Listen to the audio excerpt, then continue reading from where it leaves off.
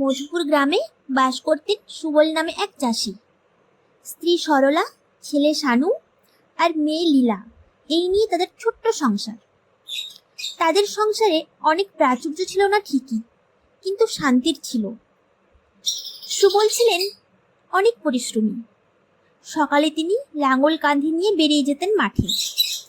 তার স্ত্রী সরলাও সেই ভোর থেকে সংসারের সব কাজ সেরে মাঝে মাঝে চাষের কাজে সুবলকে সাহায্য করতে যেত। সুবলের জমি বলতে সামান্য 3 বিঘে। সেখানেই ধান, ডাল, সর্ষে যা ফলতো তাই নিয়ে চলতো সংসার। মাঠের মাটিই ছিল তার জীবনের ভরসা।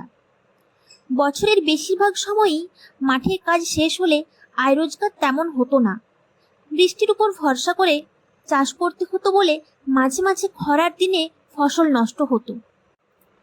তখন ধার দেনা করে দিন চলত, কিন্তু সুবল কখনো মন খারাপ করতেন না। তিনি বিশ্বাস করতেন, মাটি যত কষ্ট দেয় তার চেয়ে বেশি সুখ ফিরিয়ে দেয়। শানু আর লীলা গ্রামের বিদ্যালয়েই পড়ত। ছেলে মেয়ে দুজনেই ছিল পড়াশোনায় খুব ভালো। শানু প্রায়ই বাবাকে বলতো, বাবা, তুমি চিন্তা করো না, আমি বড় হয়ে মাস্টারমশাই হব, তখন আর তোমার কোনো কষ্ট থাকবে না। মেয়ে লীলা ছোট হলেও বাবা মায়ের দুঃখ কষ্ট সবই বুঝতো।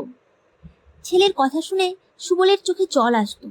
হেসে বলতেন, হ্যাঁ বাবা, মন দিয়ে পড়াশোনা কর, তোদেরকে অনেক বড় হতে হবে। সে বছর ভয়ানক বন্যা হলো।